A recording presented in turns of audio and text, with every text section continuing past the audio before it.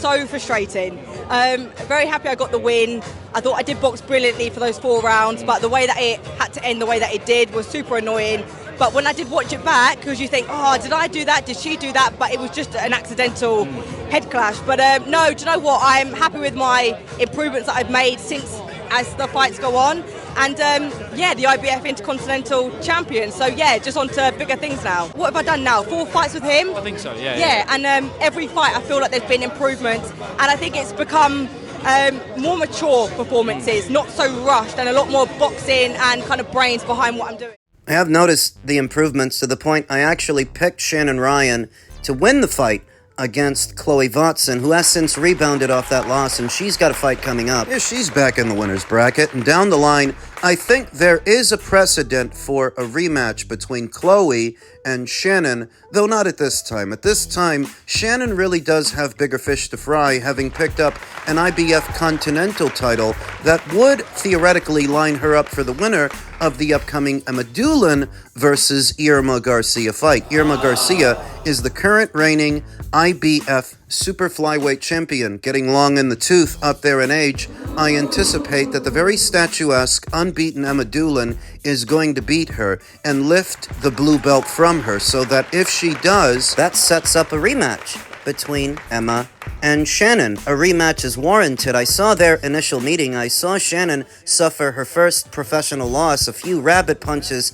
that got in there that were not flagged by the referee. But they should have been. Now, having paired up with Coach Aaron Woodcock, I couldn't help myself. For the last 4 fights, Shannon has made noticeable improvements. What does she need to do differently ahead of an Emma Doolen fight that is a distinct possibility? It's a question of cardio. It is a question of pacing yourself. It absolutely is. A physically demanding fight that will require Shannon Ryan to initiate the action. As Emma Doolen is the taller, longer fighter of the two, she's going to use that, just like she did in the first fight, to manage the distance and keep Shannon at arm's length. The noticeable discrepancy in height between them, where Emma's very tall for the weight, Shannon's very short. Sporting a professional record of 10 wins with 1 loss and no draws, 1 recorded knockout, having never been knocked out in 11 professional bouts, having since put distance between herself and that loss to Emma. She's currently on a 3-fight winning streak. Still sort of figuring things out as a fighter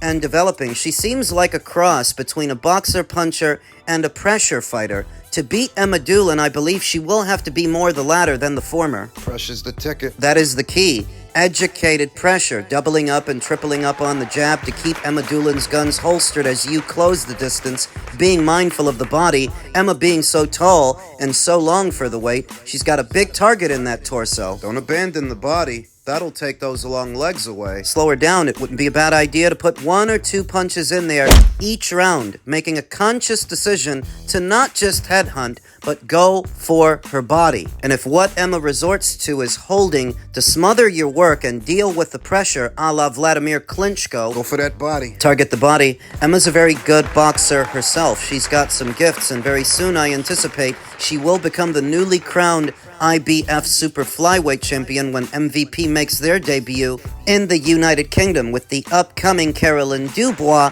versus Terry Harper lightweight unification fight. Emma's on that undercard. They decided to use her. I feel like that's a rehearsal for Emma, that if she wins that fight and becomes champion, MVP might offer her a contract. That is a distinct possibility. Emma Doolen, with a win, could find herself promoted by MVP. Shannon Ryan is still promoted by Matchroom. They did not discard her over a year ago in June of 2024 after having suffered that loss to Emma Doolen. They got her 3 more fights, and she is still with the promotion. So the rematch between them has an avenue to occur, whether it's by Matchroom or by MVP, possibly. Elsewhere in the world of boxing, Zuffa Boxing's roster, key fighters and divisions, because by now we all know that Zuffa's not doing the juniors and the supers. They don't have a 140-pound division, 154-pound division, 168. No juniors and no supers. Boxing's next big shakeup, folks, is not going to come peacefully to any of us. Zuffa Boxing is reportedly building a streamlined system with 8 divisions, clear paths, and 0 clutter. It sure sounds simple on paper, but that simplicity is exactly where the threat lies, because you see, now we'll have fewer belts, fewer detours, and more accountability. As reported by World Boxing News on March 18th, the real play is talent alignment, with deep ties to the ring ecosystem and the financial muscle of Riyadh season. This won't just be a concept anymore, but a calculated roster build, and if the right names land, that entire balance of power could tilt real fast. What's supposed to be the advantage of eliminating the juniors and the supers and sticking to the traditional 8 weight classes? I'm not completely sure, because on the face of it, it would leave them at a disadvantage in some divisions. For example, them not having a super bantamweight division, they don't have an answer for Naoya Inoue. At 122, at 130, they don't have an answer for an Emmanuel Navarrete. At 140, they don't have an answer for a Shakur Stevenson. At 154, they don't have an answer for a Boots Ennis, a Virgil Ortiz, a Xander Zayas. That is not an option. And what about the depth and scale of what we see at 168? There are any number of good, solid, and talented fighters in the super middleweight division. Zuffa, based on this, would not have an answer for them. Suffice it to say, the pattern here is nothing random. Ambassador programs, Riyadh backing, and Ring Magazine alignment are forming a structured ecosystem. With this stuff, fighters are being slotted into a system designed for consistency, visibility, and control. And that right there is the real play. Zuffa doesn't need to dismantle boxing overnight. It simply needs to offer something cleaner and more predictable. If enough fighters buy into that model, the sport's fractured hierarchy pretty much fades into the background. Control the schedule, control the matchups, control the narrative. And once that happens, everything else, including the belts, follows. That is the story according to Hina Singh, who wrote the article from Boxing Social, though I really don't think it's that simple. There are some advantages to sticking to the traditional 8 weight classes, but understand that greatly hinders their ability to draw talent to them. Well, you still haven't said what's the advantage supposed to be. Less weight bullying.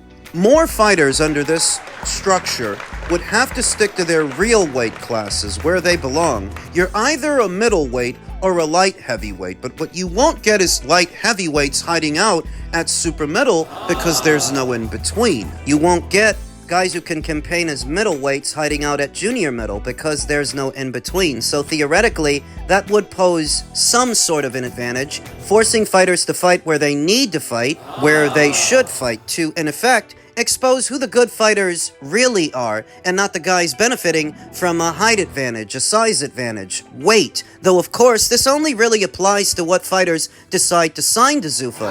Though based on this, a lot of fighters might decide not to, because there's no in-between. There's pros and there's cons, and that's one of the cons, that because you don't have a pit stop for these fighters to park themselves at for a few fights or a few years, while they try to acclimate to a higher weight, they might decide not to deal with Zuffa. Just think about the fighters in the bantamweight division, for example, and what their physical dimensions are compared to the fighters up there at featherweight at 126 without that pit stop in between, that super bantamweight division. The discrepancy in height, the discrepancy in weight is noticeable, to where moving up in weight becomes even more perilous because it would be a bigger jump. Reactions to it, I suppose, all depend on whether or not you look at it as a good thing or a bad thing, that it would be harder to move up in weight. This would result in less multi-weight world champions, less belts being handed out, though coming back to the center,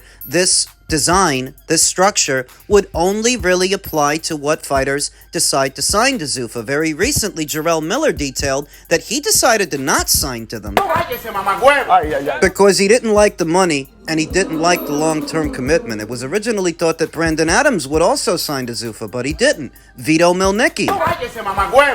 It was originally thought that he would sign to Zuffa, but he decided to sign to Samson Lukowicz instead. That if you cannot ensnare this caliber of fighters, how are you supposed to sign more promising fighters, more talented fighters with a higher ceiling when you couldn't secure Vito Milnicki? A lot of the more ominous talk around what Zuffa will be able to do in the sport of boxing centers around finance, their financial backers, and their infrastructure, when, for me, it all really boils down to what fighters you can acquire and what fighters you can build, having less wiggle room than regular boxing, being confined to just 8 weight classes. You don't think that's going to discourage some fighters from signing to them? Then requiring what is said to be a long-term commitment from the fighters that do sign to them. You don't think that's going to discourage some fighters from signing to them? It already has. Short of a Saudi intervention like what we saw with Conor Benn, to where Turkey kicks out an obscene amount of money to bring a familiar face to the banner. It may be difficult to sign top-tier fighters, top-tier talent. How many more times is Turkey going to have to kick out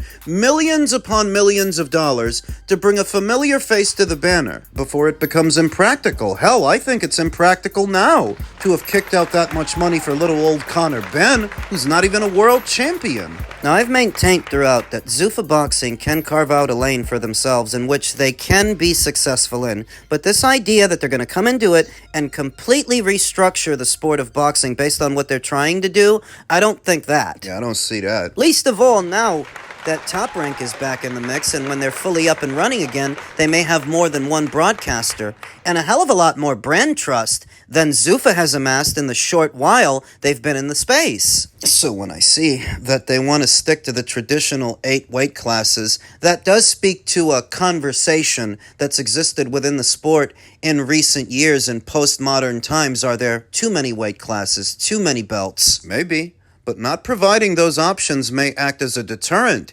keeping fighters away from you. Men's heavyweight news, Anthony Joshua spotted training alongside Alexander Usyk as his comeback begins to take shape. Testament to that old saying, if you can't beat them, join them. Former unified heavyweight champion Anthony Joshua has been seen training alongside Alexander Usyk as he steps up preparations for his return to the ring. Footage shared on social media confirmed Friday. A post from Boxing Kingdom showed Joshua in camp with the unbeaten heavyweight champion, an image given their shared history. The sighting is consistent with recent reporting from RTF Fight that Joshua has resumed work with Ligor Goliub, a trainer from Usyk's setup in Spain, and that Usyk himself has been present offering technical advice. Joshua confirmed the arrangement in comments reported by RT Fight. London's a bit distracting for me, so I was invited to train by Team Usyk. I've been in Spain.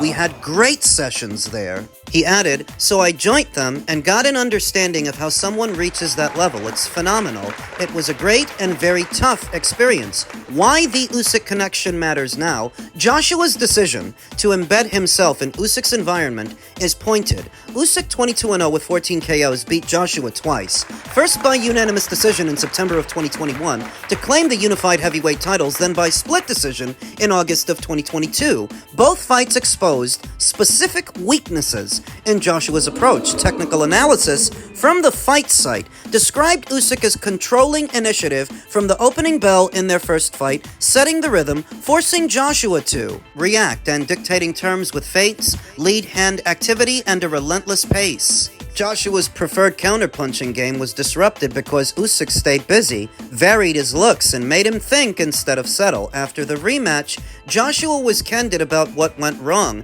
I tried a different style, he told ESPN. In the last fight, I wanted to compete as a boxer, but it wasn't good enough, and tonight wasn't good enough. He also admitted he had fought the 2 fights, one with Usyk and one with my emotions, and both got the better of me. Against the division's smartest operators, size and patience are not enough. Joshua needs sharper tools for tempo control, distance management, and composure under sustained pressure. This camp goes beyond routine training. Joshua's not just borrowing a coach, he's placing himself inside the habits and daily structure of a fighter whose style gave him problems he could not solve across 24 rounds. It was a great and very tough experience, according to boxing news site RTF Fight. Joshua has clarified that he is not sparring Usyk directly. The value appears to come instead from structure, conditioning, discipline, ringcraft, and the atmosphere of a camp built around elite technical details.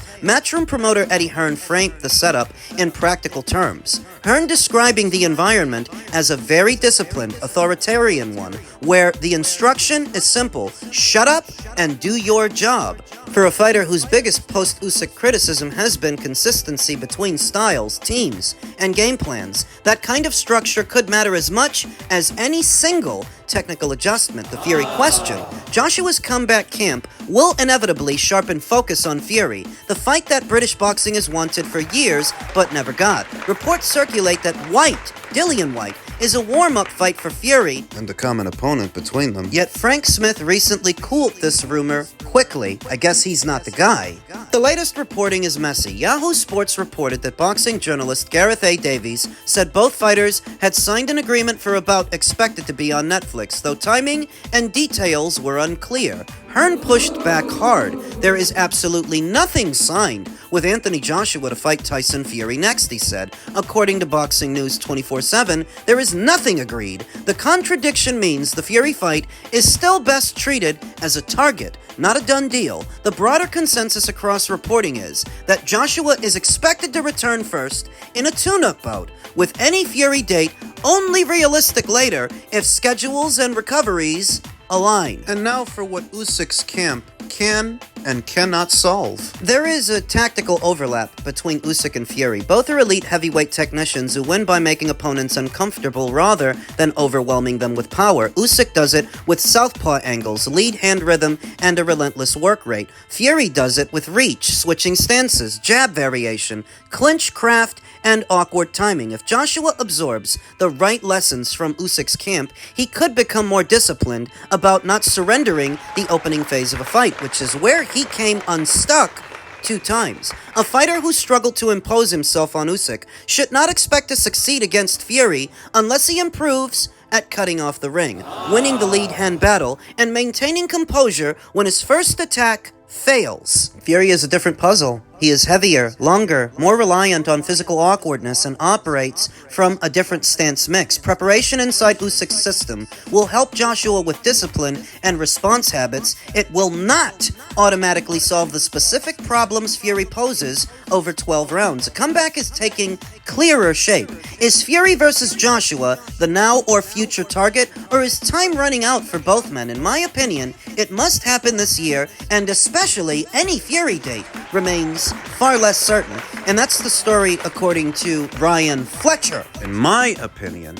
you can hardly expect to see palpable changes in a fighter after a single camp with a new training team, and Anthony cycled through so many new training teams already, you do have to wonder if this is going to make any difference at all. On one end, it's a good sign of a fighter that still cares enough to try and still cares enough to learn, but on the other end, there's a feeling that by now he should be more settled into his identity as a fighter. Is he that unsure of himself that he keeps looking for, in a new training team, what he's supposed to find within himself? There are questions that need answers, and we won't get them until he comes back.